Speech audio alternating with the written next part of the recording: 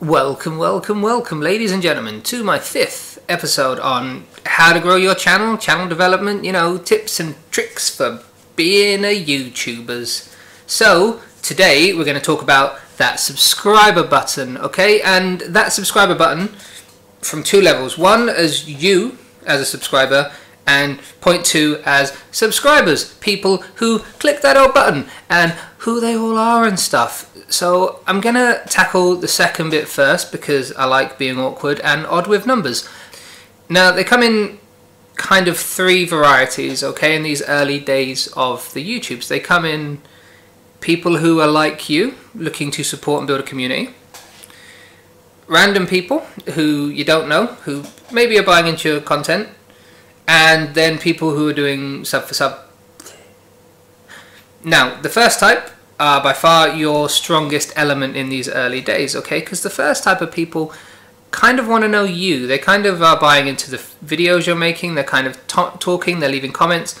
By far the creamiest core of my channel is the people who are kind of building similar channels. Again, like I'm harkening back to the community video. They're kind of these early people that are invested in you. The second kind of subscriber core is the people who you don't really interact with, who kind of will watch your videos but not leave comments, and they'll kind of just chat vaguely. Now those people are great because those people in the long run are going to be making up the bulk of your channel if you ever grow into something bigger. But in these early days, as great as it is, they're not the most helpful because again, they might have subscribed because they liked one video. They might have watched that one video and no others, or they might have seen a couple of things, or they might nip in and dip out. And again, that's fine because anyone who comes to your channel, anyone who looks at it ever, is a massive blessing. If they look at it once, disappear after 10 seconds, it's still a massive blessing because someone took that moment in their life to kind of consider yours and what you're doing. And now the final group is the sub for sub group, which I have mentioned before, but I'm going to just talk about in a little bit more detail today. Now, I kind of look at them as two brackets, okay? You get the sub for sub channels, and they've got thousands of subs already, and they've got, 50 views a video. Now, those ones, I will kind of just ignore. I won't click back, I'll just leave it, I'll delete the comment if it's in the spam filter bit. I don't think those people can be saved. But now the sub for sub people who have got like 80 subscribers and they leave a message saying, yeah, I like your stuff, can you sub back? The people who are very small and who are growing, but they're kind of growing in that direction, please, all of you, if you can, if you want to, please consider taking the time just to message them, to speak to them, to say, well, sub for sub isn't a thing I do because of these reasons, but I will check out your stuff, and if I like them, I'll help. Equally, there's that and that maybe is a better way of approaching things. Now, I'm not saying completely and utterly go out of your way to make their lives easier and do everything you can to help, but if you're a force of good, spreading good, hopefully this will grow. The thing is, people already know that you are a channel, like people already know that you've left, when you leave a message or leave a comment, or you kind of have left a calling card, as Mycosa calls it. You've left this little link and a tag to your stuff too. So commenting on videos is great because you've seen them and they've seen you. Why not explain that to someone who's doing sub for sub? Why not take the time to support those people who are learning and developing too? Because we don't all get it right initially, and that's fine. And equally, in these early doors, who the hell knows what's the best approach or how to do any of it? So taking that time to explain to a new channel maybe can save that channel going down that road of 1,000 subs and no views, because that's a horrible road to go down. Now the second bit I want to talk about is you as a subscriber, okay? Now the very first thing I would strongly advise to everyone who owns a YouTube channel, who is building up a community, who is developing their own brand and their own product and trying to share that with others as well as engaging in others' own products, is keep your subscribers visible. Okay? I know that seems really weird and maybe really obvious to some, but you have an option to have subscriptions hidden or subscriptions on show. Keep them visible. Keep them visible for multiple reasons. Reason number one, it is a link to their channel for someone else. It is another connection on the path for them, which is really nice and really kind, and again, it buys into that community side of things really heavily. Keep a link open. It's there, it's in, check my subscriptions, you'll see them. Shit tons of links to loads of people. It's a good thing. Reason number two being, your subscription to their channel will show up in their subscriber box. So they'll see you. They'll know you're there. So it's another way of handing out your calling card. It's another way of saying, well, I've liked, I've commented, and it's a cool thing. And then a few days later, that person who's seen your cool comment and kind of thought it was funny and you kind of clicked in their brain anyway, they see you in their subscription box and they go, oh, that's really nice. Should I check him out? Shall I see what he does? And again, if he checks you out and you don't like your stuff, that's fine. It's alright. But if he checks you out and goes, oh no, that's cool. Actually, no, that's really nice. I think I want to support this guy too. You've just built another link in your chain. You've built another connection, okay? And you did it without saying a word. Now, this is an ant, as you can tell by the fact he's a little ant, and he has a channel based on ant things like collecting dirt and leaves and joining queues, which is really fun for ants. And his channel is small, and he's got this small group of subscribers that is just kind of growing with him. Now, the ant is desperate to kind of connect and make friends and see people, and he saw that this other ant is also making ant videos about being ants, which is really great because this ant went, oh, you're an ant, oh, we'll subscribe. So both these ants subscribed to each other, which was good. That doesn't mean the ant doesn't appreciate all the other subscribers, but this ant got the opportunity to make a choice for himself because he saw this ant was visible. But there's a few people that the ant can't see because they keep their subscribers hidden. But what happens if this ant had his subscriptions visible? Well, then the ant might go, oh my god, you do videos too? You do videos about how great it is to be a red ant? I'm a black ant. Oh my god, let's share communication.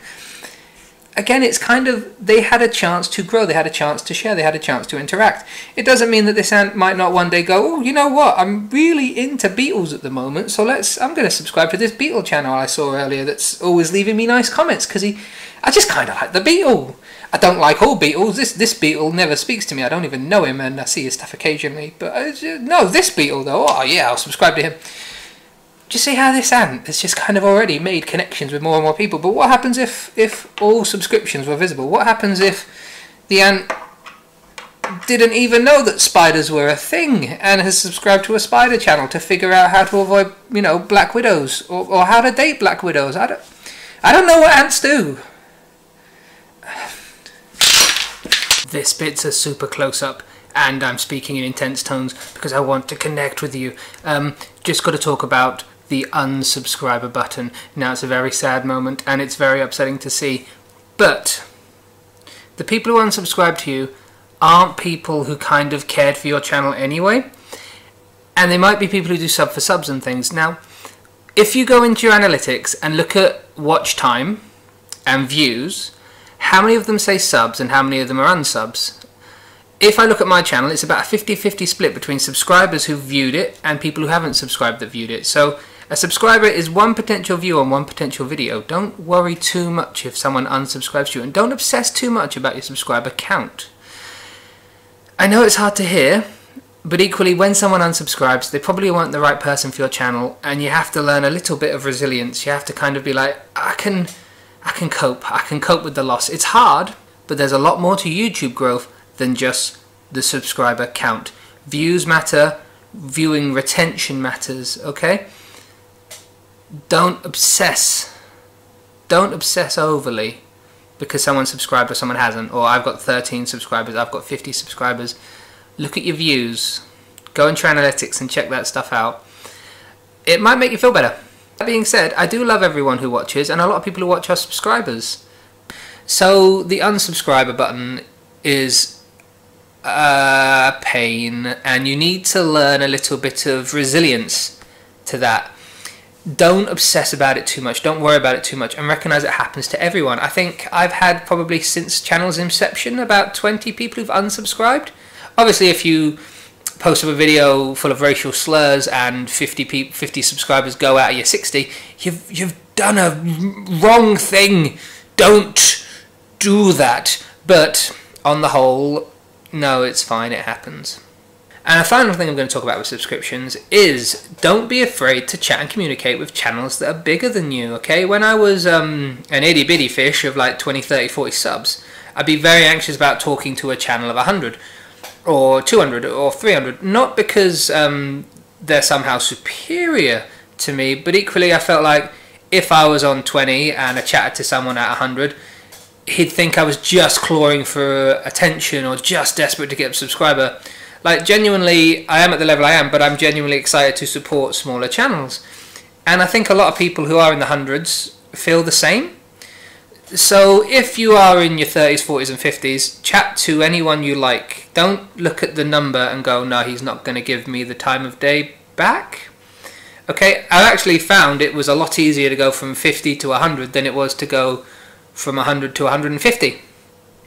It might be because it's January, but also it might be because I'm bigger now. So if I go, oh, that's a really cool video, man, I like it, to someone on 17 subscribers, they might go, oh, he does that to everyone, he just wants me to sub to him. Rather than, oh no, he genuinely likes the video and thinks I'm doing well. And I have found actually I will comment on some videos now and I don't get comments back because I guess I'm a bit of a bigger boy now and I shouldn't be playing with the younger ones. But that's not right and it's not a good attitude. So smaller channels, chat to anyone because there's lots of nice people out there. And bigger channels, don't just chat to smaller channels in the hope of getting subscribers, but equally just chat to who you like because that's how it should go. Anyway, thank you very much for watching. Please like, comment, subscribe. Genuinely comment if you have a comment about this sort of stuff, because I don't know I'm right. I just have found these things quite effective, okay? And I'd like your opinions. And this is how I grow and learn too, because I'm only an itty bitty fish.